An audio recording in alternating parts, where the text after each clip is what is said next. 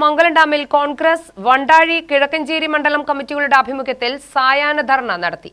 മംഗലം dam പൂതക്കോട് പ്രദേശത്തെ കുടിവെള്ളക്ഷാമം പരിഹരിക്കണമെന്നതും തകർന്നു കിടക്കുന്ന റോഡ് നന്നാക്കണമെന്നും ആവശ്യപ്പെട്ടാണ് ധർണ നടത്തിയത്.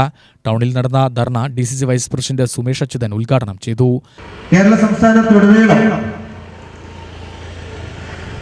കുടിവെള്ളത്തിന്റെ കാര്യത്തിലും റോഡിന്റെ കാര്യത്തിലും ഇതുപോലെ നിരവധി സമരങ്ങൾ കഴിഞ്ഞ ഏതാനും മാസങ്ങളായി നടന്നുകൊണ്ടേയിരിക്കുക.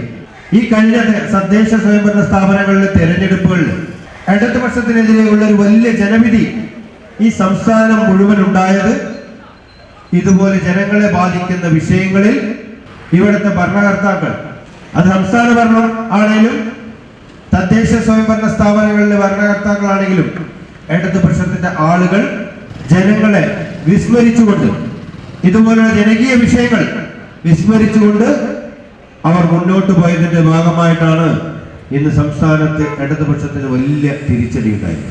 ഈ കുട്ടിക്കാലത്ത് നമ്മളൊക്കെ പഠിച്ചിട്ടുള്ള സ്വർണ്ണമുട്ടയിടുന്ന താറാവിനെ കൊന്ന ഒരു കഥയുണ്ട്. ആ കഥയിലെ ആളെ പോലെയാണ് സംസ്ഥാനം ഭരിക്കുന്ന പിണറായി വിജയന്റെ നേതൃത്വത്തിലുള്ള ആളുകൾ ഈ സംസ്ഥാനം ഭരിച്ചുകൊണ്ടിരിക്കുന്നത്. നമ്മൾ കഴിഞ്ഞ കുറെ ദിവസങ്ങളായി കണ്ടുകൊണ്ടിരിക്കുന്നത്. ഈ സംസ്ഥാനത്ത് എവിടെയൊക്കെ അഴിമതി നടത്താൻ പറ്റുമെന്നുള്ളതിന് ഒരു ഗവേഷണം നടത്തി. അതെല്ലാ മേഖലയിലും ഗവേഷണം നടത്തി, അതിൽ നടത്താൻ പറ്റുന്ന എല്ലാ മേഖലയിലും അഴിമതി നടത്തി അവസാനം നമ്മളിപ്പോൾ പുറത്തു വന്നുകൊണ്ടിരിക്കുന്നത് ഞെട്ടിക്കുന്ന കഥകളാണ് ശബരിമലയുമായി ബന്ധപ്പെട്ട് പോലും വന്നുകൊണ്ടിരിക്കുന്നത്.